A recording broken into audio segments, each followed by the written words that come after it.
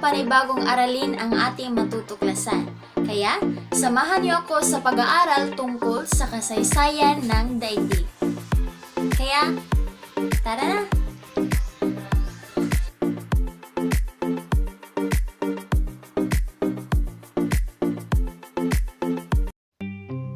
Mga inaasahang matututunan o learning objectives. Nasusuri ang katangiang pisikal ng daigdig.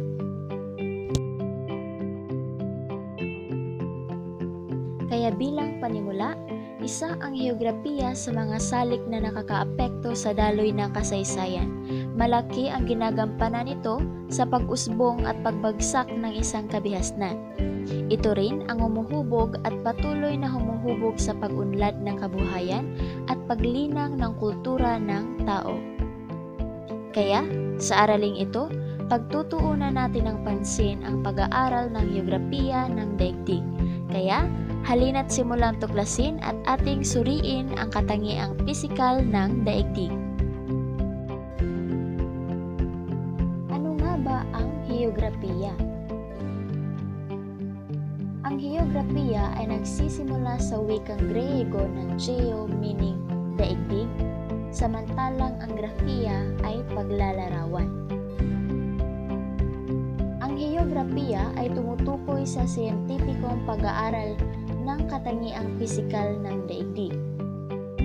Upang mas madali at simple ang pag-aaral ng heograpiya at upang mas madaling maunawaan ng taong daigdig ng kaniyang ginagalawan. Upang mapalawak ang kaalaman ng mga mag-aaral, dapat meron tayong inihandang maikling video nang sa gayon ay mahuhubog ang kanilang critical na pananaw.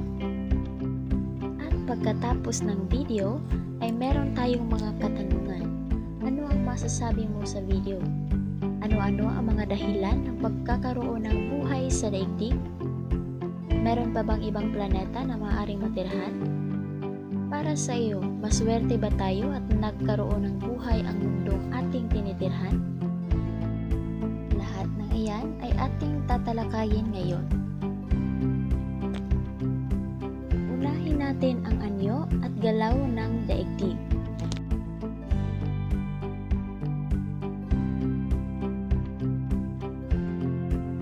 Ngayon ay unahin natin ang lokasyon. Ito ay tumutukoy sa kinaroroonan ng mga lugar sa daigdig.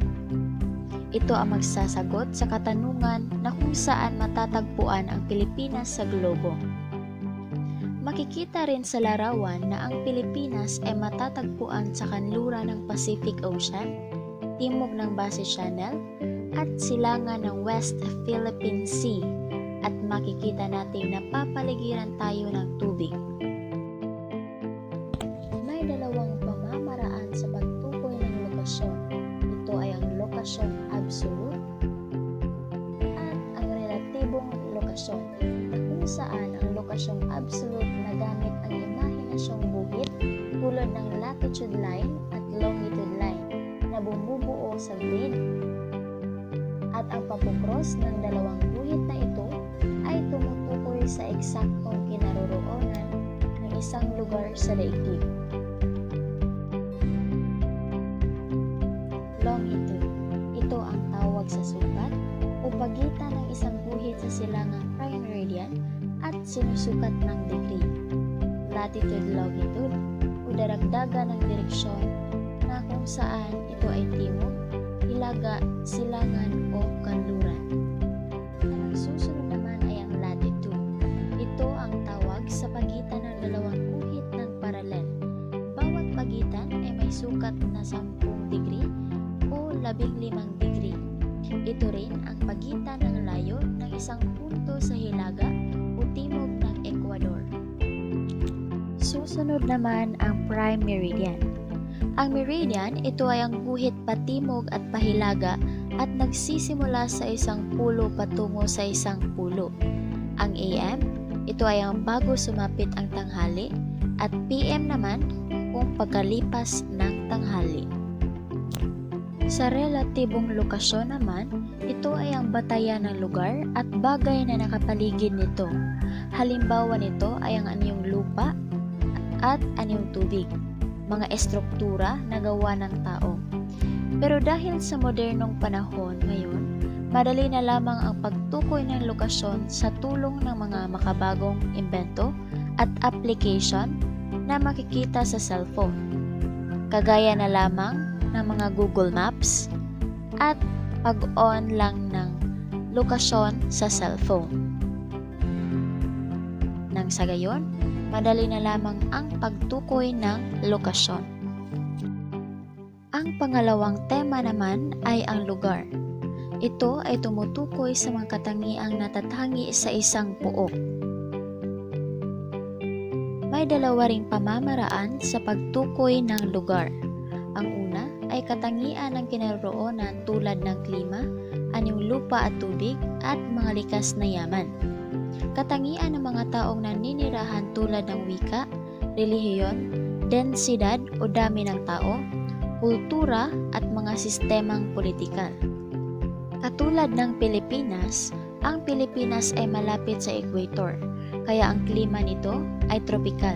May wikang Filipino, Kristyanismo ang relihiyon, demokrasya ang uri ng pamahalaan, at may 104 milyong bilang ng populasyon based on 2015 census sa PSA. Ang pangatlong tema naman ay ang rehiyon.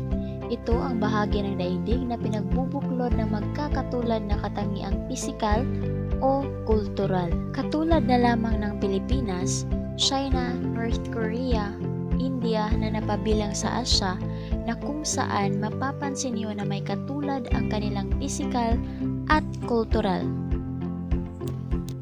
At ang pang-apat naman ay interaksyon ng tao at kapaligiran. Ito ay ang kaugnayan ng tao sa pisikal na katangiang taglay ng kaniyang kinaroroonan.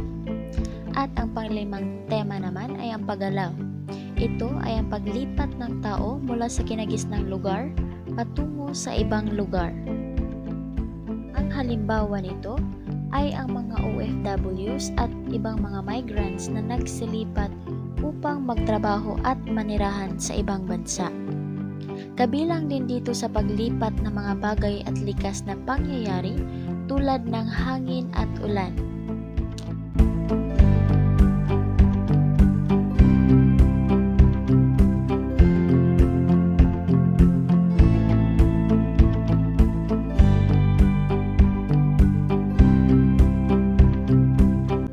Unahin na natin ang mga anyong lupa. Kapatagan. Ito ay isang lugar kung saan walang pagtaas o pagbaba ng lupa. Patag at pantay ang lupa rito. Bulkan.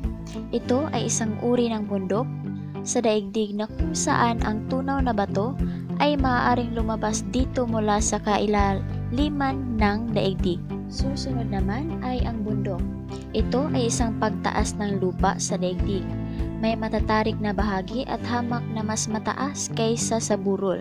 Ang mga halimbawa nito ay ang bundok Apo. Kasunod naman ay ang bulubundukin. Ito ay matataas at matatarik na bundok na magkadikit at sunod-sunod. At ang panghuli ay ang lambang. Ito ay isang kapatagan ngunit napapaligiran ng mga bundok.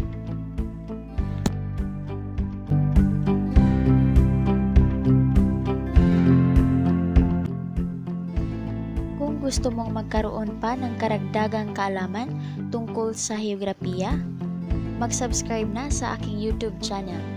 Hanggang sa muli, paalam!